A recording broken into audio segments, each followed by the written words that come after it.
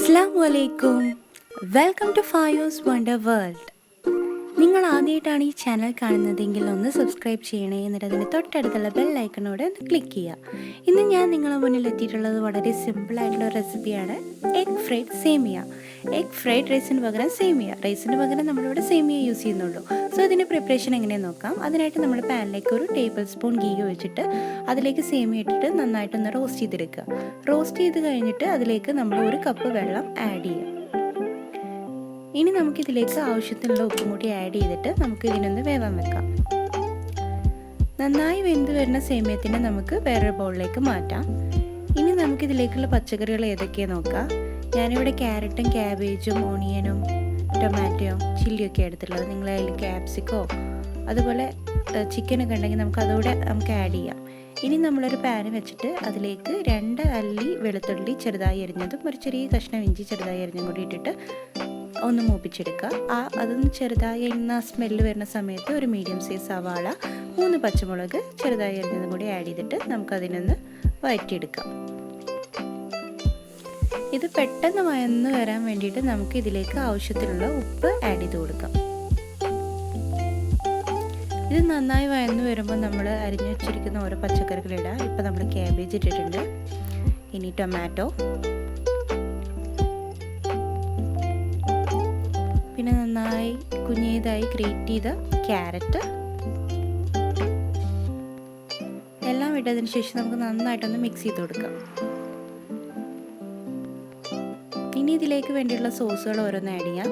ഇവിടെ tomato sauce 1 teaspoon add ചെയ്തിട്ടുണ്ട്. ഇനി ചില്ലി സോസ് 1 ടീസ്പൂൺ, അതുപോലെ തന്നെ സോയ സോസും കൂടെ 1 ടീസ്പൂൺ. ഇത് നന്നായി മിക്സ് ചെയ്തതിന് ശേഷം നമുക്ക് ഈ പാനിൻ്റെ ഒരു പോർഷനിലോട്ട് മാറ്റാം.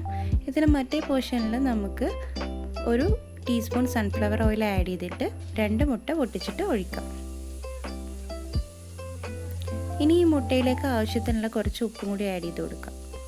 മസാലയിൽ നമ്മൾ ഓൾറെഡി ഉപ്പ് ഇട്ടിട്ടുണ്ട് കേട്ടോ. ഇനി ഇതൊന്ന് സ്ക്രാമ്പിൾ ചെയ്ത് കൊടുക്കാം. അങ്ങനെ മുട്ട നന്നായി സ്ക്രാമ്പിൾ ചെയ്ത് വരുമ്പോൾ നമുക്ക് ഇതിലേക്ക് ആവശ്യമുള്ള കുരുമുളക് പൊടി ഇടാം. കുരുമുളക് പൊടി 2ലേക്കും കൂടി ഉള്ളതാണ്. അപ്പോൾ 1 ടേബിൾ സ്പൂൺ കുരുമുളക് പൊടി ആഡ് ചെയ്യാം. ഇതൊക്കെ ഓരോരുത്തരുടെ എരിവിനനുസരിച്ച് നമുക്ക് കൂട്ടും കുറക്കും ഒക്കെ ചെയ്യാം കേട്ടോ. ഇനി ഇതെല്ലാം കൂടി ഒന്ന് മിക്സ് ചെയ്ത് കൊടുക്കുക. ഇനി നമ്മൾ നേരത്തെ റെഡിയാക്കി വെച്ചിട്ടുള്ള സേമിയ അത് ഇതിലേക്ക് ആഡ് ചെയ്യാം.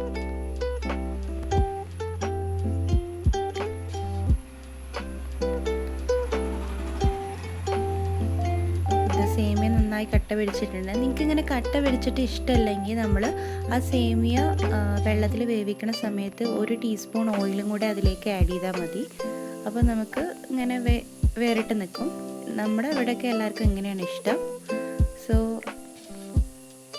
അത് ആഡ് ചെയ്തിട്ട് നമുക്ക് എല്ലാതും കൂടി ഒന്ന് നന്നായിട്ട് മിക്സ് ചെയ്യാം. അങ്ങനെ നമ്മൾ സിമ്പിളായിട്ടുള്ള എഗ് ഫ്രൈഡ് സേമിയ ഇവിടെ റെഡി ആയിട്ടുണ്ട്. ഇത് കുട്ടികൾക്കൊക്കെ ഭയങ്കര ഇഷ്ടമാവും. അപ്പോൾ എല്ലാവരും ഒന്ന് ട്രൈ ചെയ്ത് നോക്കുക. ഇത് ഇഷ്ടമാവുകയാണെങ്കിൽ ലൈക്ക് ചെയ്യുക, മറ്റുള്ളവരുമായിട്ട് ഷെയർ ചെയ്യുക. നിങ്ങളുടെ ഫീഡ്ബാക്കും സജഷൻസും ഒക്കെ ഒന്ന് കമൻറ്റ് ചെയ്യുക. And thanks for watching the video.